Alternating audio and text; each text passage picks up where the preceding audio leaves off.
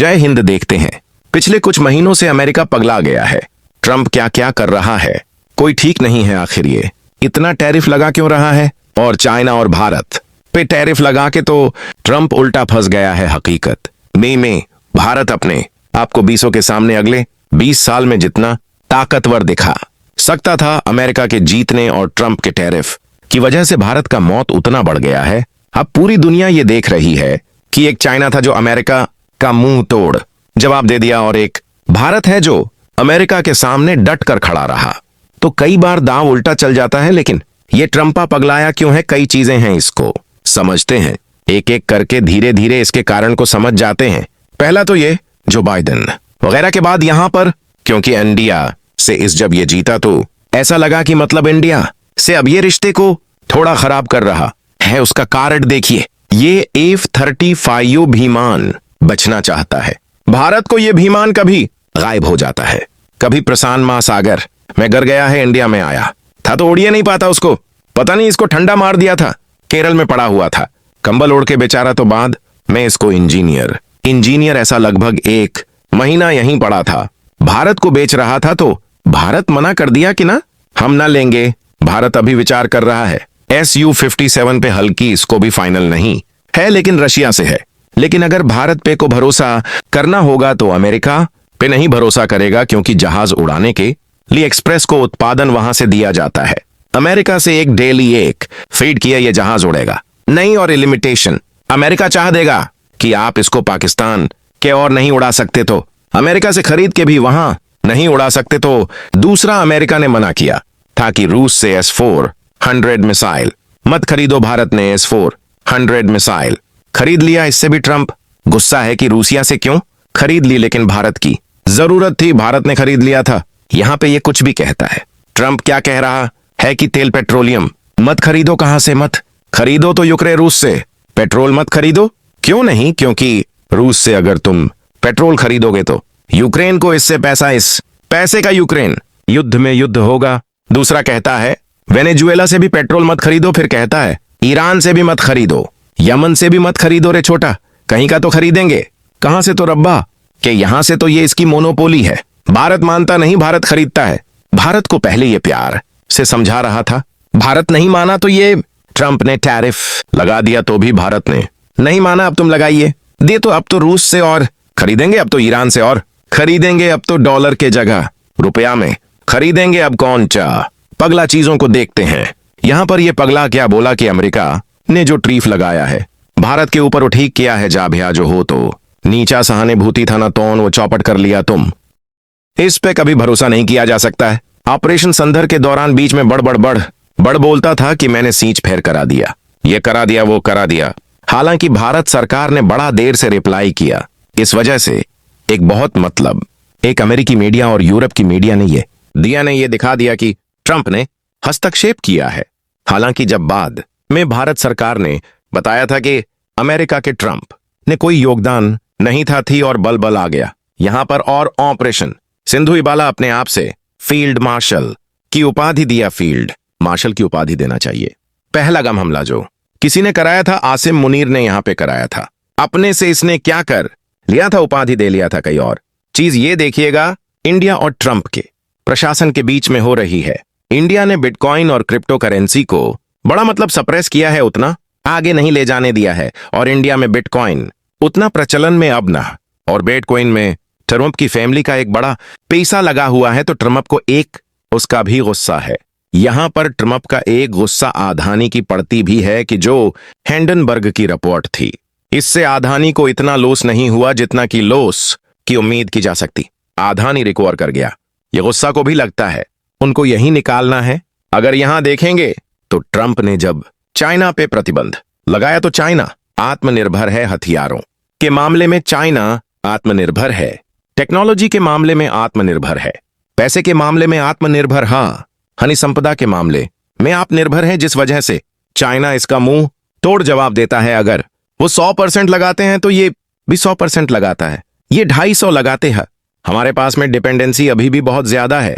China के पास rear earth element है। सब कुछ ऐसे पदार्थ होते हैं जो बहुत कम मिलते हैं, और ऐसे पदार्थ बहुत ज्यादा जरूरत होते हैं, और इसका पूरा भंडार इन चाइना के पास है इन रियर अर्थ मेटल का यूज कहां कहां होता है? तो जो माइक्रो प्रोसेसर्स होते हैं उनमें यूज होता है, जो इलेक्ट्रिकल व्हीकल्स हैं उनमें यूज हो जाता है, सोलर पैनल में हो जाता है। सिलिकॉन वैली जो है अमेरिका का माइक्रोसॉफ्ट हो गया गी। ये जो स्टार लिंक लेके जा रहे हैं, अंतरिक्ष में सैटेलाइट बना रहे हैं, नासा का सैटेलाइट, इन सब में रियर अर्थ एलिमेंट होता है। रियर अर्थ एलिमेंट में चाइना ने प्रतिबंध लगा दिया। कहां? अमेरिका। टैरिफ लगाओगे तो हम तुमको देंगे नहीं। अब अमेरिका पगला गया। इलोन मस्क का तस्ला, इसका तस्ला अच्छे से चलेगा क्योंकि तसलवा में तो लगेगा। इसको सेमीकंडक्टर सिलिकॉन और वो चाइना देता है। तो चाइना कहा कि भैया तुम ब्रेकअप करो। इससे तो चुनाव के प्राइम में ये दोनों के बीच में बड़ा अच्छा दोस्ती था। अभी ब्रेकअप हो गया क्योंकि इसके बट ये बड़ा चाइना ने इसका मुंह तोड़ जवाब दिया। अब चाइना के कंपनियों ने कहा कि ये रियर अर्थ एलिमेंट जो है इतना हमारे पास ज्यादा संख्या में ये हम बेचेंगे कहां? हमारा तो व्यापार बंद होगा। तो चाइना ने कहा एक काम करो, ये तुम इंडिया को बेचो। तो अब भारत को अब देखिएगा रियर अर्थ एलिमेंट मिलेगा। आने वाले 2 से 3 महीने में आप देखिएगा भारत में सेमीकंडक्टर ढड़लने से बनने लगे हैं। भारत में देखिएगा माइक्रो प्रोसेसर चिप ये सब बहुत तेजी से बनेंगे और ये चीज ये होगा। अमेरिका को इससे लॉस लगेगा। तो चाइना ने इसमें बड़ा बेहतरीन ढंग से काम किया। हालांकि ट्रम्प का जो सबसे मेन गुस्ताख का कारण है वो बरक्स डे से है। बरक्स डे से शुरुआत में 5 देशों का सिंहार्थन था। ब्राजील, रसिया, इंडिया, चाइना, साउथ अफ्रीका। ये शुरुआत में 5 देशों का सिंहार्थन था अभी और बढ़ते। शुरुआत में 5 देशों का संगठन था, अभी और बढ़ते गया है। ब्रिक्स देश जो है ये डॉलराइजेशन की ओर बढ़ रहा है, जो ट्रंप का सबसे बड़ा गुस्सा का कारण है। और इनका R5 अब एक एक करके समझिए, ये एक नई मुद्रा लाना चाह रहे हैं जिसका नाम होगा R5 करके मुद्रा लाएंगे। अभी इसका नाम पूरा डिसाइड नहीं है, इसलिए शुरुआत में जानते हम लोग। यहां पर और किसी और क्लास में आपको रीजन बता देंगे R5 क्यों कहते हैं। और ब्रिक्स देश अभी और इसकी संख्या बढ़ते जा रही है। 10-15 इसकी संख्या बढ़ेगी। अब ये ब्रिक्स कैसे काम करता है और ब्रिक्स से अमेरिका को इतना डर क जान से समझ आइएगा। पहले जमाने में जब व्यापार होता था तो सोने चांदी में व्यापार होता था कि हम सोना दे देते थे या चांदी से व्यापार होता था। तो ये थोड़ी दौर पे व्यापार जब होता था ऐसे तो चल सिकता था, लेकिन जब दौर के व्यापार होते थे, दौर का व्यापार, तो इसमें ना ये एक थोड़ा सा सिस्टम चेंज हुआ। वो उसके जगह पे करेंसी का सिस्टम आया।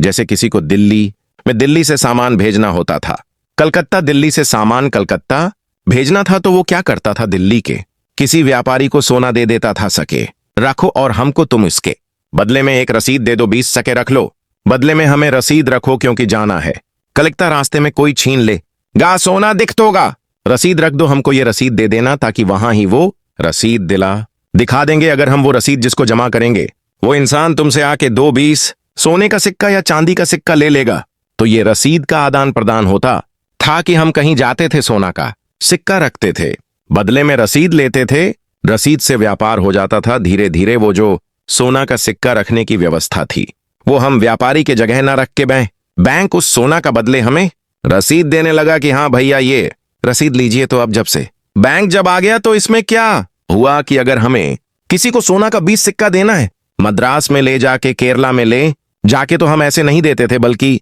बैंक को रख देते थे, ये लीजिए 20 सोने के सिक्के बदले में हमें रसीद।